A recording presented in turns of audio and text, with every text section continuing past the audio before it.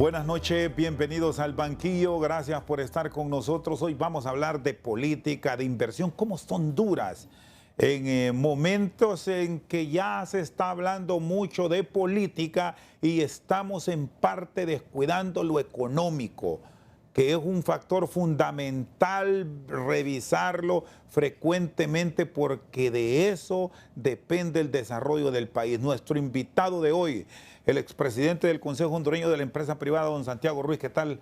Buenas noches, bienvenido, don Santiago. Buenas noches, Rosendo, y es un placer siempre estar en su programa para tratar de dar una opinión desde el punto de vista del sector privado, que no hay mucha gente que le guste participar en los programas, pero creo que después de ocupar una posición como expresidente de COEP, es obligatorio en los momentos que requiera dar opiniones desde la óptica del sector privado, que es, creo, tratando de buscar un equilibrio de las cosas que pasan en el país. ¿Por qué la contención en algunos sectores de ser moderados en las intervenciones? ¿Temor? ¿Preocupación a qué? ¿Qué ha advertido que está pasando a nivel de país en un periodo en donde deberíamos más bien estar pensando, y por eso lo planteaba al inicio, en cómo mejorar la condición financiera de la nación y no política? Yo creo que las instituciones del sector privado y quienes nos representan en este momento tienen que fijar posiciones claras. Desde la cúpula del sector privado se ha tratado en los 2 últimos años y medio de gobierno de buscar un acercamiento con el gobierno, y ha sido lo que hemos visto por los medios y una pared inaccesible totalmente de poder trabajar en conjunto. Se creyó que con la elección de una mujer en el COEP iba a haber un mayor acercamiento con una dama en la presidencia de la República, pero solo fue una llamada de tusa, una reunión, y yo escuché a la presidenta COEP que no pudieron volver a reunirse, no ha habido absolutamente nada, cuando es obligatorio, tanto para el gobierno, sector privado y sector obrero, trabajar en conjunto.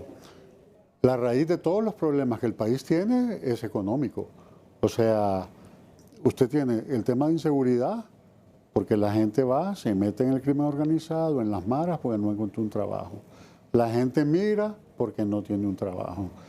Entonces el problema que el hondureño tiene es un problema de ingreso. O sea, es un problema de poder cubrir las necesidades mínimas con un empleo. Y fíjese cosas que pasan, que la sociedad se ha venido deteriorando. En el mundo desarrollado ahora trabaja el hombre y la mujer, la pareja. En Honduras, ¿qué pasa? Trabaja la mujer, que es madre soltera, que tiene 2, 3 hijos de diferente papá, un irresponsable. Y entonces de ahí tiene que, todo está encadenado. ¿Por qué? Por una educación que se ha venido postergando, una calidad de educación, dejar estos pleitos eternos en que el país vive. Fíjese que el tema ideológico es el que maneja la agenda pública. O sea, ese enfrentamiento, se habla de una derecha recalcitrante. O sea, se ha generado un fantasma para mantener distraída la atención del público de los verdaderos problemas. Esa ideología del socialismo democrático es totalmente abstracta. O sea, si usted pone a definir qué es realmente y cuál es el beneficio que el pueblo va a tener, por ejemplo, la energía eléctrica es un derecho humano y la ENE es de todos los hondureños. Usted se siente dueño de la ENE, de una empresa que no le genera más que quemarle los aparatos, subirle el 25 o 30% de su factura en los últimos 2 meses, y que le causa ese hoyo financiero al gobierno, pues no se ha venido tirando la pelota para adelante, O sea, seguimos enfrascados en unos temas político-ideológicos de conflicto, descalificación y confrontación que al ciudadano normal ya lo tiene hasta aquí, lo tiene harto. O sea, la incapacidad de poder solucionar los problemas es manifiesta. Tiene, y podemos hablar de 1000 temas aquí, no nos alcanza el Y ya programa. hay interlocutores válidos con los cuales se pueden plantear estos problemas para buscar solución, porque no podemos estar con lo mismo a diario. Estamos hoy a 5 de agosto, viene una convocatoria a elecciones el 8 de septiembre y aquí ya sabemos qué ocurre a nivel de la Administración General del país cuando se entra a dichos procesos. Aquí se olvida del verdadero desarrollo y el que está en el Ejecutivo y en el Legislativo anda viendo la forma, cómo se termina acomodando para seguir y ahí ya perdimos la brújula. Bueno, es que realmente los gobiernos, no sé por qué pasa, que una vez que asumen el poder, les pica ese gusanito de que son los mesías y que los países no caminan sin ellos, y el objetivo que buscan es ganar la próxima elección. O sea, desde que asumen, el objetivo en todo es cómo me voy a quedar y cómo voy a conservar estas posiciones. Entonces, cuando usted habla de los interlocutores válidos, yo lo he mencionado en cada oportunidad que tengo pública, el interlocutor válido tiene que ser, y con todo respeto, desde la cabeza del Ejecutivo, que es el que al final maneja los poderes del Estado. O sea, la presidenta de la República tiene que gobernar para todos los hondureños, le caiga bien o le caiga mal. Y el sector privado no es un enemigo del gobierno.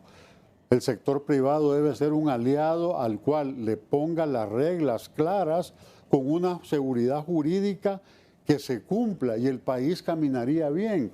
O sea, ¿por qué en Honduras? Y a mí me aterra cuando dicen el camino a seguir es Cuba, el camino a seguir es Venezuela, cuando vemos los desastres de sociedades que tienen ellos. Y entonces le echan la culpa al bloqueo. O sea, se convierte en una retórica que confunde a la gente. Este es un país pequeño, nos conocemos todos. O sea, no sería fácil ponernos de acuerdo, las cosas en que estemos en desacuerdo, ponerlas para un después. Puede haber muchas en acuerdo, pero hay cierto sector radical del gobierno que no le interesa eso. O sea, me oye hablar a mí y tiran dardos, o sea, a descalificar y a mantener un conflicto permanente en nombre del pueblo. Y en nombre del pueblo es nada más el discurso. O sea, ¿cómo es posible que el tema de las medicinas y de los médicos no se pueda resolver? A todos nos molesta cuando se toman las carreteras y todo, pero un caso como el de los pacientes renales, dejar que llegue a un extremo una gente que está con un sufrimiento que quisiera que nadie tuviera, y por falta de comunicación, de bajarse un poco y tratar de resolverlo, se les echa la culpa, que defienden el interés de una empresa. Yo no creo que esa gente vaya a solearse ahí a defender un interés ajeno al que es salvar su vida. Creo que desde el sector privado ya se perdieron la mayor parte de este gobierno, y no veo al entrar en año político que va a cambiar la tónica. Y es lamentable porque los índices económicos, usted ve las reservas bajando, la migración continúa, o sea, ese es un éxodo masivo. Vaya usted a las zonas rurales del país, familias completas que se han ido. Entonces no, o a no ser que sea una política para que esa sea la forma de generar divisas del país, a raíz de que hay empresas que se han ido. Hemos bajado en exportaciones de camarón por una mala medida de cerrar relaciones con quien nos compraba ese producto, que es importante entre los productos de exportación del país. Creo que es el número 3 o 4. Nos quedamos sin mercado. Se lleva ya un año en ese proceso y por mientras, ¿cuántas fincas cerraron? ¿Cuántos empleos se perdieron en el sur? Y nadie asume ese tipo de responsabilidades. Entonces, ojalá que rectificaran. Ahorita todo el mundo está metido en el tema de Venezuela y obviamente la preocupación es válida. O sea, cuando vemos que es un gobierno tan afín, y usted puede ser amigo en lo personal de alguien, y puede ser agradecido cuando le ha ayudado, pero los intereses de país hay que anteponerlos. O sea, ¿qué va a ganar Honduras de la relación con Venezuela? ¿Qué gana Honduras con la relación con Cuba? Con China se está tratando de hacer un tratado de libre comercio. ¿Quién va a ser el ganador ahí? ¿Qué vamos a exportar? Al reducir aranceles en un tratado de libre comercio con China, ¿cuánto se va a dejar de captar en impuestos? Porque todo lo que viene de China paga arancel.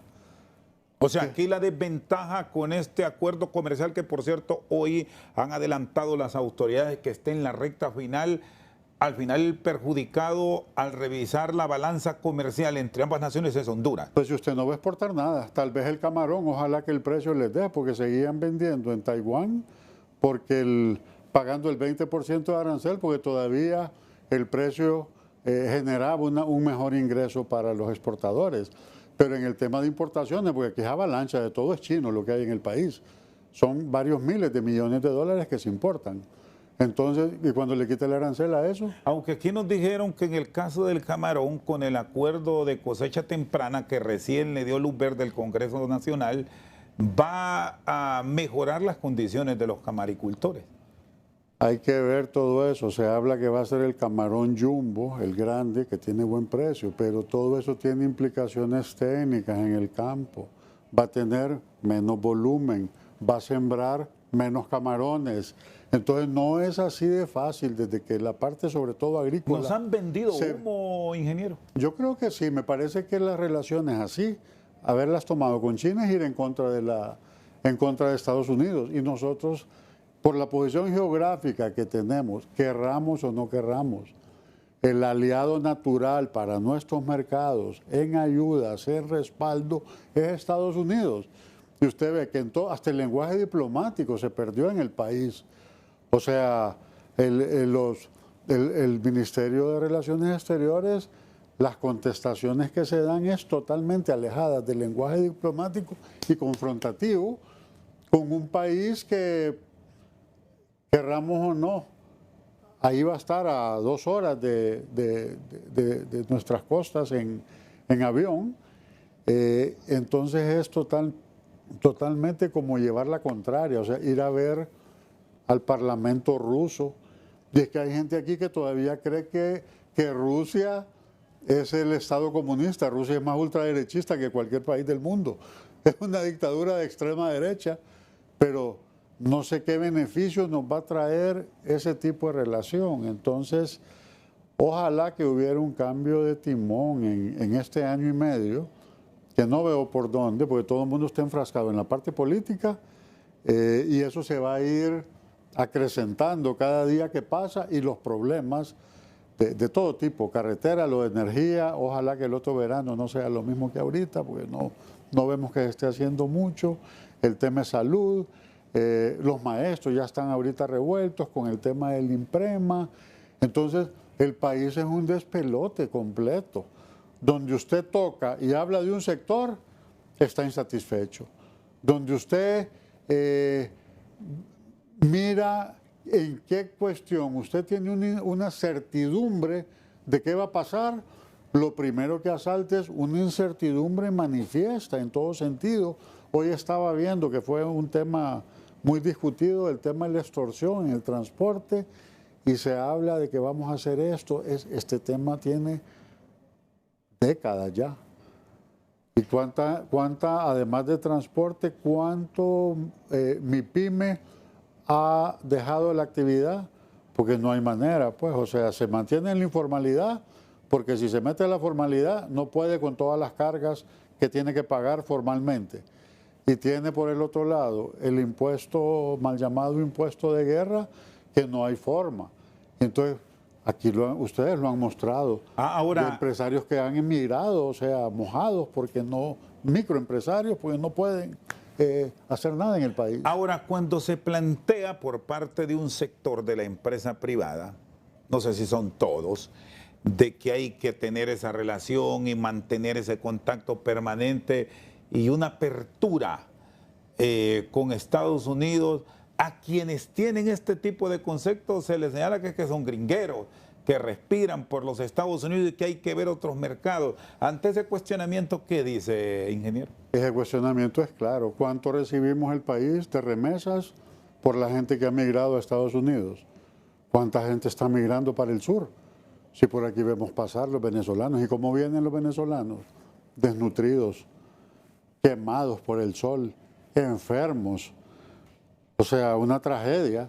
El hondureño ya, como viene migrando hace varios años, ya tiene familia allá, tiene trabajo conseguido, sabe que tiene que pagar 10 o 15 mil dólares y en 2 semanas está allá sin haber sufrido tanto y tiene trabajo. Entonces, son cuestiones pragmáticas, o sea, que Estados Unidos es el aliado natural, es y va a seguir siendo. O sea, las exportaciones de todo lo que es manufactura, ¿hacia dónde va? ¿Qué tipo de empresa es la que tenemos? O sea, empresas formales con capital estadounidense. ¿Cuántas empresas venezolanas hay aquí?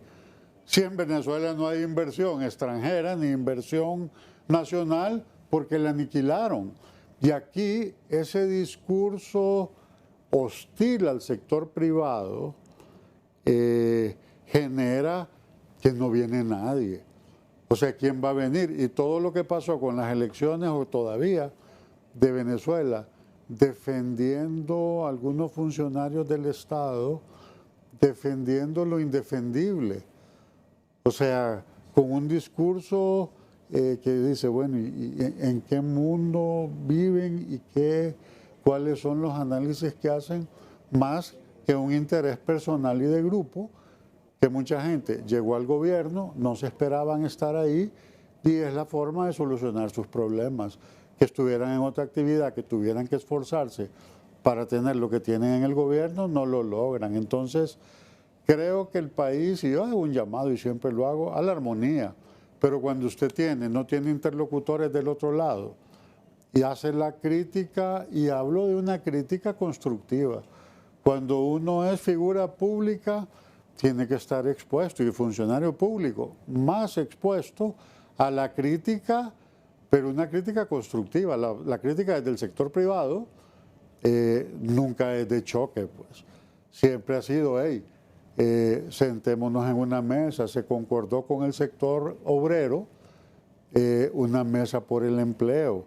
Ese es el principal problema. Y mientras usted no tenga empleo pleno, habrá mucha informalidad, que no paga el salario mínimo, que es autoempleo, que no paga el seguro social, que no va a generar mayor cantidad de impuestos. Entonces, queremos seguir en ese círculo vicioso. No sé si es tan arraigado el radicalismo que no vean este tipo de cosas que cualquier persona que estudia cuestiones económicas, creo que en primer año o en el primer semestre las miran. Muy bien, don Santiago Ruiz Cabús, expresidente del Consejo Hondureño de la Empresa Privada, con nosotros al banquillo. Cuando regresemos de la pausa, seguimos con este tema del compromiso en la generación de empleo. Para un caso reciente, un último informe de la Universidad Nacional Autónoma de Honduras, solo en Tegucigalpa cayó en un 6% la creación de nuevas empresas este año. ¿Qué está pasando? ¿Cómo fortalecer la oportunidad de trabajo que está demandando la población económicamente activa del país? Después de la pausa. Seguimos al banquillo, está con nosotros el empresario Santiago Ruiz. Si vemos los niveles de generación de empleo, son realmente bajos. Si lo vamos a medir por áreas, encontramos que la industria de la construcción ha tenido una mejora durante este año, pero contrario, la industria de la maquila ha sufrido en los últimos meses. ¿Cómo encontrar políticas públicas adecuadas para la generación de empleo? ¿Es posible eso?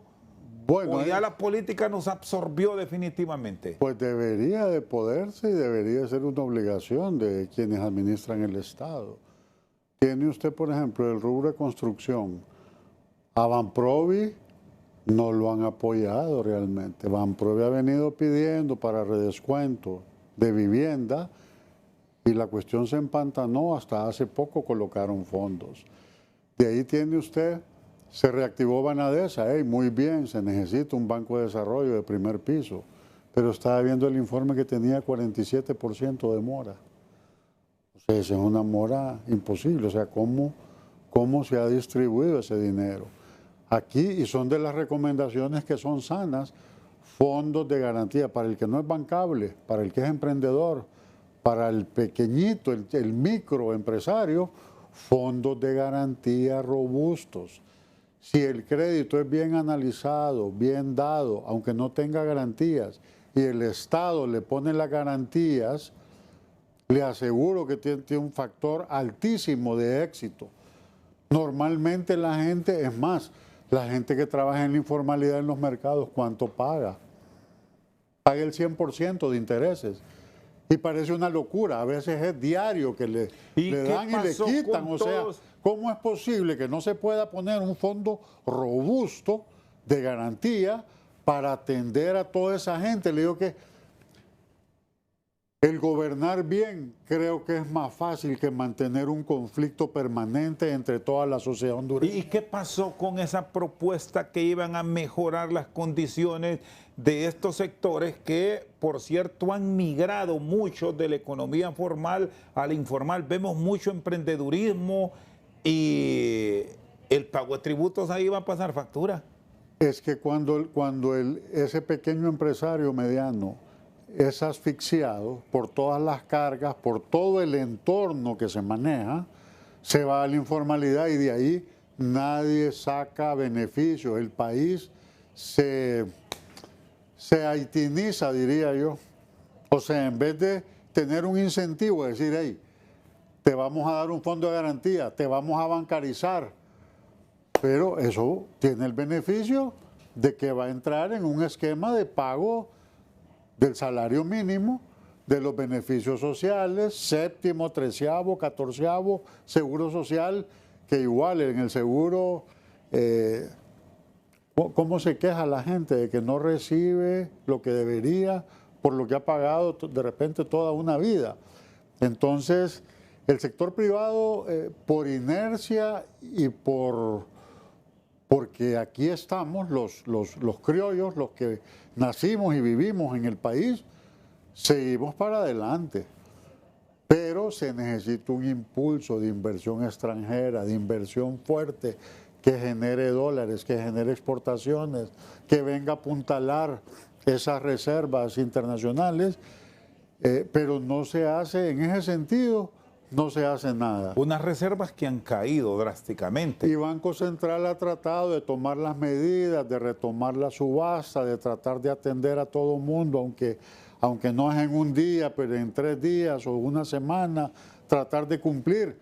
Pero si no genera más dólares para tratar de equilibrar, de que no siga bajando, que por lo menos se mantenga, el problema en 1, 2, 3 años va a ser, fíjese cómo hemos venido de 6 meses de importaciones, más teníamos, pero fue más un efecto de la pandemia, que hubo un decrecimiento económico y una menor demanda. Pero hemos venido de 6 meses, 5 meses, 4 y pico, o sea, esa tendencia no vemos que nadie seriamente, al más alto nivel del gobierno, le esté interesando. Todo el mundo está en este pleito descalificando que la cárcel en las Islas del Cisne, que no le dan el dinero que pidieron desde mayo al Consejo Nacional de Elecciones, las medicinas no hay, los pacientes renales con problemas, las carreteras de Intibucá y Lempira es un desastre, viene la nueva cosecha de café y no se puede sacar. Todo es problema. En algún momento se pensó y ha sido común de pronto generar distractivos por dificultades que se enfrentan. Pero ahora son muchos los casos que usted me plantea. Entonces, ¿cómo entender todo esto que vivimos? ¿Hay forma cómo enfrentarlos y buscar respuestas claras y precisas? ¿O cómo estamos, ingeniero? Chendo, es que es contradictorio. Tienen tantos frentes abiertos. Fíjese el hecho de crear algo paralelo a la policía y al ejército, que son los que velan por la seguridad interna y soberanía. Y se crea los colectivos. O sea, siguiendo un modelo que vemos cómo está funcionando en Venezuela ahorita. Y eso pasa a vista y paciencia. Y que los colectivos se vienen a desestabilizar el mismo gobierno que lo formó, a desestabilizar secretarías de Estado que no las dejan trabajar. O sea, y ahí le da una muestra que el gobierno no puede atender la demanda de empleo. Y quienes manejan el país creen que como ellos están bien y como aparte el activista lo tienen, después quedan mal con las promesas porque no hay cama para tanta gente. Entonces, todo eso, ¿qué le indica? Que es un país atrasado, que es un país en que lo peor que se puede perder es la esperanza de que todo es enredado, todo es obstáculo, peleando unos con otros. O sea, ¿por qué no tomamos el ejemplo de que con la selección todos vamos? Aunque el Olimpia con el Maratón y el España sean adversarios, volver a eso. Que los políticos sean adversarios políticos, no enemigos a muerte, porque me tengo que quedar en el poder y los demás. Fíjese el tema de empleo. ¿Qué solución de empleo es? Sacar al que ya tiene un trabajo en el gobierno que se convierte en desempleado y meter al que estaba desempleado, lo pone y estar en ese círculo vicioso. La carrera en el gobierno debería ser los mandos de arriba, correcto, se cambian, pero de ahí la base no. Debería de haber una carrera. Usted tiene el gobierno federal o estatal en Estados Unidos, se encuentra usted con unas viejitas ahí que para jubilarse ya, porque han hecho toda una carrera, aquí no, y a veces mucho personal que ha costado formarlo, porque la administración pública es un animal diferente al que nos desenvolvemos todos los que no somos gobierno, que somos todo el resto de la población, que somos mayoría, y el país sigue, es frustrante, y ve que hasta a mí me apasiona el tema de frustrante que sigamos en lo mismo, los errores del pasado no se capitalizan. Y la clase política, ya que entramos a ese escenario, ingeniero Santiago Ruiz, ¿qué aportes tiene? Porque la oposición, que es la que tiene también sus propuestas para cambio, tiene la altura moral para hacerlo ahora mismo frente a los planteamientos que tiene el gobierno, o cómo deberán estructurarse por el bienestar colectivo. Creo que hay políticos buenos, o sea, no todos son malos, como en todas las profesiones o en todas los ámbitos de desarrollo de alguna actividad en el país. Pero usted ve el desprestigio que hay de la clase política. Ofrézcale meterse política a una persona común y corriente que diga, todo el mundo le hace las cruces, todo el mundo le dice, no hombre, yo no me meto. Por eso es que viven con la repetición frecuente y uno dice, bueno, si son los mismos, y terminan con los familiones. Puchica, usted ve, por ejemplo, cómo empezó este gobierno con el Congreso, pues. O sea, una cosa que da tristeza recordarlo. Cómo se ha venido comportando el Congreso. No trabajan 4 meses, se suspenden sesiones intempestivamente, se deja una semana sin hacerlo. Y los problemas fundamentales del país no se tocan. Pues ustedes ven en la Gaceta cómo corren a una cosa que es de interés político, o de interés de un grupo, o de interés de... vuelan. Y de ahí las cosas que son verdaderamente importantes, engavetadas, tienen que pasar a comisión de dictamen, tienen que ir a la secretaría, la junta directiva no le interesa y son temas que no se tocan. Entonces, ojalá rectificaran, o sea, y todos, me refiero a todos, y que el país dejara esta convulsión de vernos como enemigos. Fíjese, hasta el lenguaje que se usa ahora. yo creo que uno puede fijar posiciones bien claras sin usar un lenguaje soez, sin usar un lenguaje, o sea, yo puedo disentir de mucha gente, pero no son mis enemigos, pues. O sea, aquí es ver cómo lo destruyo, cómo lo descalifico, cómo le echo la vaca.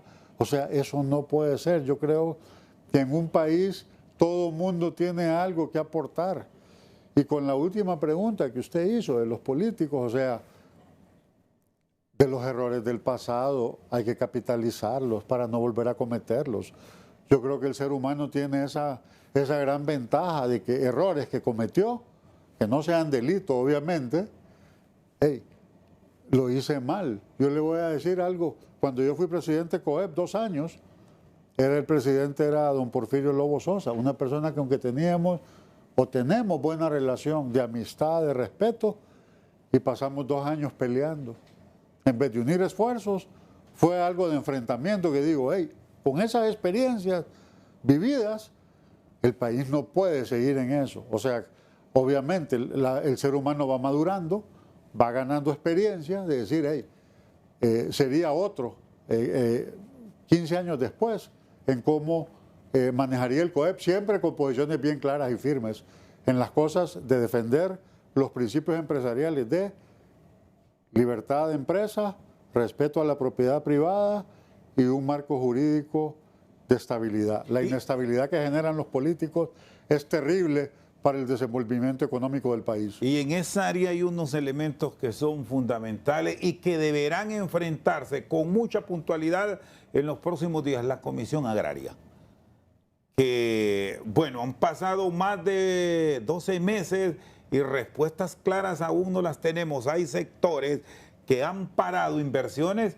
por el tema que ustedes se han quejado. Hay mucha invasión, mucha usurpación en los últimos días. Bueno, fíjese que el director del INAH que está en esa comisión es un buen hombre, es amigo mío, pero a raíz de que tiene que nombrar comisiones, o sea, para el nombrar una comisión es posponer un problema y dejarlo que se haga más grande. Esa es la inseguridad jurídica que el país tiene. ¿Y cómo resolverlo? Entrando de lleno y con puntualidad al hecho, porque yo recuerdo que el mismo director ejecutivo del INAH dijo que muchos políticos, incluso mencionó alcaldes, son los que le promueven las invasiones. Es que todo se convierte en política al final. Usted tiene todos los cinturones de miseria, los bordos en San Pedro, los cerros que no tienen agua, que no tienen saneamiento aquí, quienes promovieron todo eso. Un desastre urbanístico que yo no sé quién quiere ser realmente alcalde de una ciudad como esta, con los problemas monumentales que tiene. O sea, y todo el mundo quiere venir aquí porque la solución cree que es una chamba en el gobierno, porque en el gobierno no se trabaja. No hay que ser productivo, si no voy a trabajar no hay problema, los feriados se da la semana completa, si gana la selección se da el día siguiente. O sea, no puede ser en un país que necesitamos trabajar más. Eso es lo que tenemos desafortunadamente y no veo un liderazgo que venga a cambiar esa mentalidad, a tratar de que le demos vuelta a la página. O sea, a mí cuando oigo al más alto nivel, prohibido olvidar, por Dios santo, se convierte en un discurso y me van a atacar por eso. Pero tantas cosas que están ahí que hay que resolverlas ahorita. Decenas de problemas que hay que resolver y no hay la voluntad o no hay el conocimiento. En el gobierno hay mucha gente joven que de repente es hasta su primer trabajo en el más alto nivel, que creen que el mundo es como ellos lo conciben, que el mundo gira alrededor de ellos. Hey, el país no es una isla y es un país dependiente, súper dependiente. Aquí de repente oigo funcionarios que hablan ante cualquier potencia o ante la Unión Europea como que fuéramos de los países que repartimos el queque en el concierto de naciones. No significamos nada, pero podríamos ponernos de acuerdo y buscar un camino de desarrollo. En un país tan pequeño, Chendo, si este país fuera atractivo, ¿sabe qué debería andar haciendo la Cancillería? Por todo el mundo, gestionando inversión. No andamos avalando las elecciones de Venezuela. O sea, qué tristeza. Yo no sé cuál va a ser el beneficio, más que generar más incertidumbre en el país, de que la gente dice, bueno, ¿y cuál es el futuro? ¿Qué va a pasar en las elecciones? Ojalá, que es algo que se ha debilitado mucho, la institucionalidad. Que la institucionalidad ahí, que es tripartita, funcione. Porque si se toma todo, como normalmente los gobiernos quieren tomar todo, y tenemos malos ejemplos en el país, que desembocaron no en cosas buenas, para nadie. Sería lamentable que después de las elecciones vivamos algo como lo que vive Venezuela. Muy bien, el ingeniero Santiago Ruiz Cabuz, expresidente del Consejo Hondureño de la Empresa Privada, con nosotros al banquillo. Hacemos una pausa, ya regresamos. Seguimos al banquillo, ingeniero Santiago Ruiz, y le planteaba lo de la oposición. ¿Cómo ve los partidos políticos? Bueno, creo que se está recomponiendo la oposición, pero si cada quien ahí agarra su interés particular, pensando que es Superman, sin hacer una propuesta realmente concreta, que llame la atención del electorado y que sea una propuesta sobre todo que llame a la unión del país y que sea creíble también por alguien que la gente confía en él. ¿Ve una oposición timorata o hasta acomodada en ciertos puntos del país? Yo creo que sí, o sea, ha habido en el Congreso, por dar un ejemplo, son muy pocas las voces de oposición que usted ve que salen con argumentos sólidos,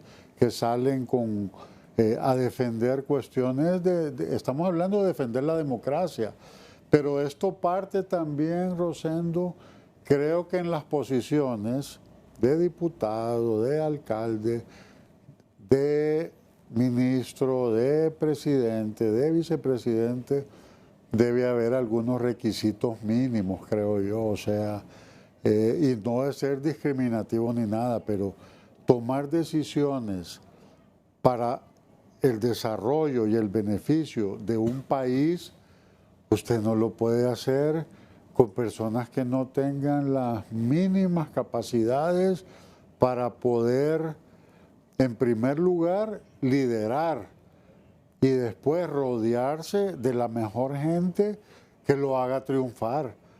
¿Usted cree que en las actividades la gente triunfa porque sí? Usted fue a estudiar. Yo me acuerdo cuando nos conocimos que andaba con una grabadora y cómo ha ido evolucionando. Ese es el tránsito normal que se debe tener para el éxito.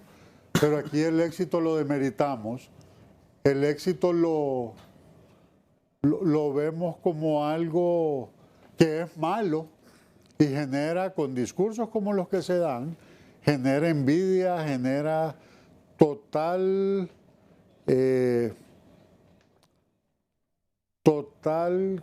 conflicto al final de cosas que estaban superadas en el país. O sea, lo que deberíamos de estar es, y ya lo he dicho anteriormente, comparto con Daniel Durón, cómo hacemos la movilidad social.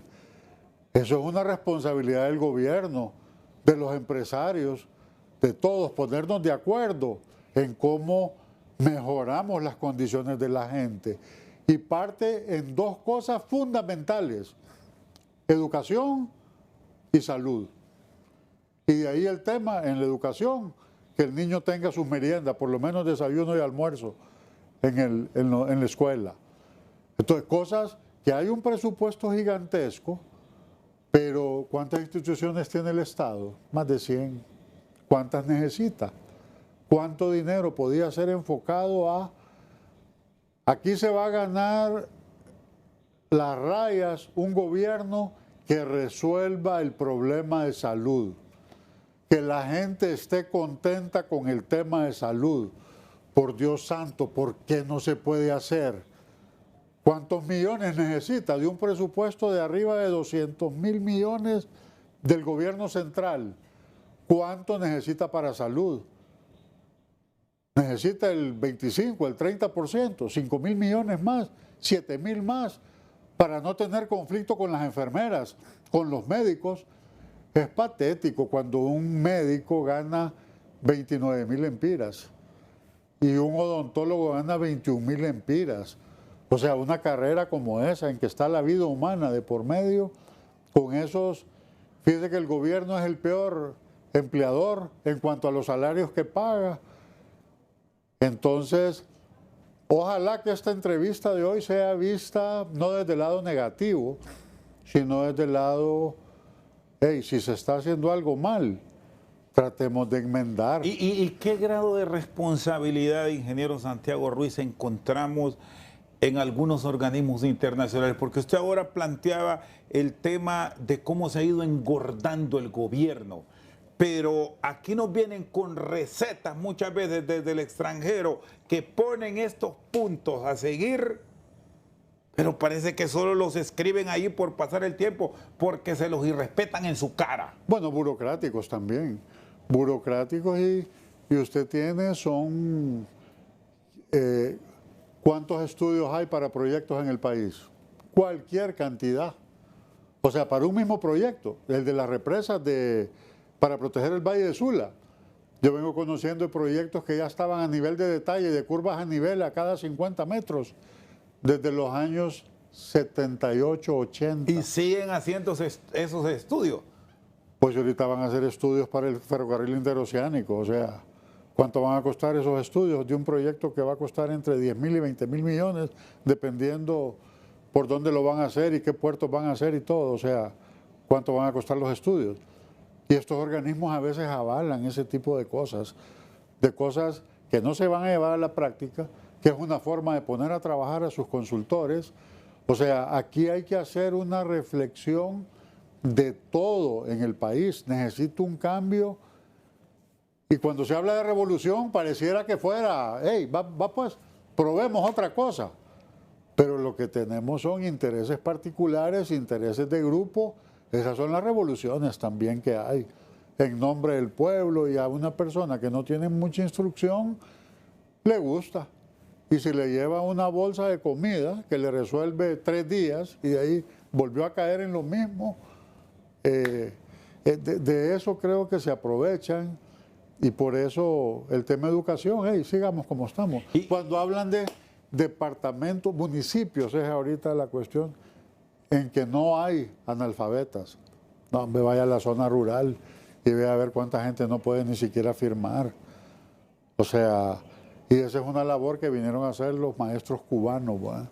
Los de acá. O sea, que hay un montón de desempleados, no pueden hacer esa labor que se convierte igual en cosas que no se ha mejorado, pero no hay un municipio que le pueda decir que hay 0 analfabetismo. ¿Y qué cuidado se debe tener con los políticos? Muchos de los cuales van a repetir y ahí seguirán, que ya viene la esperanza con la cual usted nos decía, nos hablan, la propuesta y la promesa, que van a ir a lo mismo, a plantear todos estos temas y darnos solución para el próximo cuatrienio, pero pasan gobiernos y seguimos con lo mismo. ¿Qué cuidado tener para no seguir en lo mismo con los mismos? Mire, hay algo que es importante. Hay una juventud en el país que está insatisfecha con todo y ya opina y va a ir a votar. Y ya tienen su propio análisis de todo, no les gusta lo que está pasando.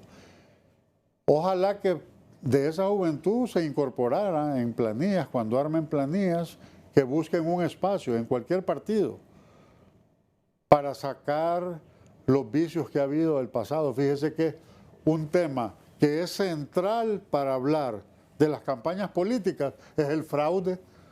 Todo el mundo me van a hacer fraude, que las actas en la mesa, que compran al del otro partido, no todos tienen veeduría. O sea, una cosa que usted dice, ¿cómo es posible? Lo que debería ser la excepción es la regla. Muy bien, don Santiago Ruiz Cabús, hacemos una pausa, ya venimos con la parte final. Hay varios temas que se los voy a plantear. ¿Por qué nunca aspiró? ¿O le han ofrecido entrar a un partido ahora que estamos con esas posibilidades de cambio? ¿Qué pasó con la ley de empleo por hora? ¿Qué cuidado tener con las asignaciones presupuestarias para el Consejo Nacional Electoral y que no nos aparezcan con la fórmula de Venezuela? Hoy seguimos sin ver actas que certifiquen el proceso electoral que ganó Nicolás Maduro según el Consejo Nacional Electoral. Ya volvemos. Seguimos al banquillo, etapa final, el ingeniero Santiago Ruiz Cabús con nosotros. ¿Por dónde arranca? ¿Por dónde empieza? Bueno, la primera, que es la más fácil de decir, de que porque si no aspiro o he aspirado, realmente sí me han hecho ofrecimientos, pero no me veo realmente en la administración pública, con todo el desbarajuste que hay. Creo que esa labor le corresponde a gente nueva, a gente que se haya preparado. Es que las limitaciones uno tiene que entenderlas, Chendo. Todo el mundo aspira. Entonces, creo que debe ser uno hacerse un autoexamen para qué sí y para qué no. Aquí la gente se tira irresponsablemente a posiciones que les queda súper grande la camisa. No tengo ninguna aspiración en participar en ningún cargo de elección popular, ni voy a aceptar ningún cargo público. Estuve 3 meses de ministro de la SAC y realmente no quisiera volver a repetir esa experiencia. ¿Qué ocurre? ¿Se decepcionó? ¿Se frustró? No, los ministerios como ese no tienen un presupuesto adecuado y la administración pública la han enmarañado tanto, lo han hecho tan complicado para evitar la corrupción. Y ustedes ven que la corrupción, el camino está pavimentado, pues, y cuando usted quiere hacer algo bueno, abuso de autoridad, falta los deberes del funcionario. Entonces creo que los empresarios debemos de ser empresarios y buscar para administrar el país profesionales de alto nivel, sobre todo en el tema económico, creo que es fundamental. De ahí con el empleo por hora. Aunque es de pensamiento liberal usted.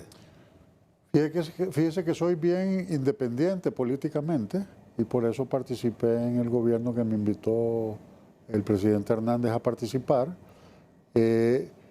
Liberal en pensamiento, en libertad de empresa, libertad de asociación, libertad de expresión, pero en otras cosas bastante conservador, y en eso hay un ataque mundial en proteger la familia, proteger esa estabilidad, bastante conservadores en el tema de, sea cual sea la religión, creo que la gente debe de creer en Dios, debe de hacer una oración, uno cuando sale de la casa, cuando se acuesta, todo eso es un manto protector para la familia. Entonces, en ciertas cosas creo que hay que hacer una mezcla de las dos cosas, no puede ser, los extremos son malos. ¿Qué es lo que tenemos? Extremismo de izquierda que le quiere quitar todo al que tiene y que el grupito que manipula el Estado o que lo detenta lo tenga, o extremas derechas radicales que creen que todos los confites son para ellos. Y hablando de política, el Consejo Nacional Electoral, ¿cómo deberá armarse de muchos elementos para tener un proceso electoral confiable? Porque usted me decía que el gran problema de políticos ahorita es que solo hablando de fraude están, pero propuestas claras y contundentes las seguimos esperando. Bueno, usted tiene cosas como que los que están ahora en el poder las querían y los que estaban en aquel momento en el poder no las querían. La segunda vuelta. Entonces es una cosa que sería bien vista, es un tabú tocar ese tema. Cosa tan sencilla de ponerse de acuerdo como esa que funciona en la mayoría de los países del mundo. Fíjese que esto de no darle el presupuesto y sobre todo que el ministro de Finanzas va a ser un consejero en el Consejo Nacional Electoral. Entonces, ¿qué hay detrás de todas esas cosas? Tiene igual, creo que el presidente del Consejo que va a vacar, el señor Navarro, yo lo veo un hombre de partido y todo, pero un hombre sensato. O sea, hicieron el pedido en mayo y no se lo han dado, el presupuesto. Todas esas cosas generan suspicacia y generan dudas de por qué, a quién van a contratar, cómo van a hacer la licitación, si va a ir dirigida con un interés particular de cómo va, a favor de qué intereses. Todas esas dudas deberían de ser disipadas, porque la gente, yo creo que a pesar del descontento con los políticos, la democracia e ir a votar es el arma que en un país que quiere desarrollarse todavía es válida. Y si no, vea lo que pasa en Venezuela, qué triste, lo que pasa en Nicaragua, lo que pasa en Cuba, y usted ve, un presidente que es bastante izquierda, el presidente de Chile, salió con una posición de demócrata.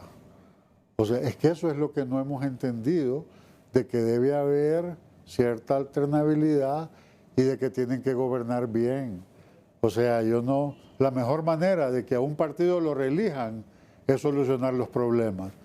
En el conflicto y en esta ensalada que tenemos, yo no veo que sea el camino correcto para que un gobierno sea querido. En el tema, y ya para concluir, porque los grandes retos y un buen desempeño de país está en la generación de empleo, generando oportunidades y con las oportunidades que reclama el sector privado.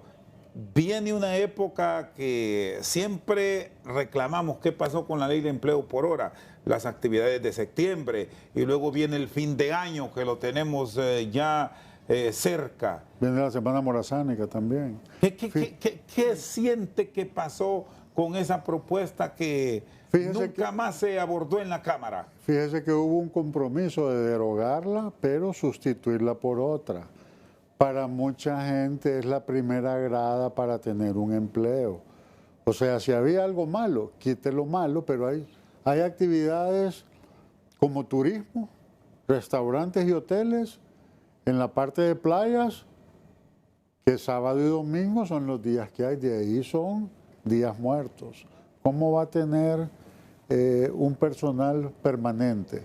Gente que estudia, que puede trabajar medio tiempo, obviamente hay que la ley, que esa gente tenga protección, que en el salario le salga su séptimo día, que en el salario le salga proporcional su 13º y 14º en cuanto a las horas de trabajo. Hay gente mayor que pide que le dé un par de horas o 3 o 4 horas de trabajo porque no le dan trabajo en ningún lado, en actividades que puede hacer, en un supermercado, pero blindaron totalmente, quitando la oportunidad, generó desempleo, cuando yo creo que es fácil ponerse de acuerdo. ¿Qué es lo que no les gusta? Todo el trabajo en el mundo desarrollado es por hora, todo es por hora. Y la gente cotiza al Seguro Social para su jubilación más adelante. Aquí el tema de que se enfrasca en eso, que las prestaciones, que sí, que no, las leyes deberían de ser de estricto cumplimiento, y si un patrono abusa, hey, aplíquele la ley. O sea, debe ser parejo, pero no perder la armonía. Fíjese que con el sector obrero, con Daniel y con Hilario y con esa gente tuve muy buena relación. Muy buena relación. Me acuerdo que firmamos la primera vez que se firmó salario mínimo por 2 años, fue en esa época, 2011. Esas relaciones tienen que cultivarse y mantenerse. Yo no entiendo por qué el gobierno quiere empecinarse en ser enemigo del sector privado. No lo entiendo. Ingeniero, le agradezco su tiempo. Un placer. Santiago Ruiz Cabuz, expresidente del Consejo Hondureño de la Empresa Privada, con nosotros esta noche al banquillo. Por su sintonía, muchas gracias.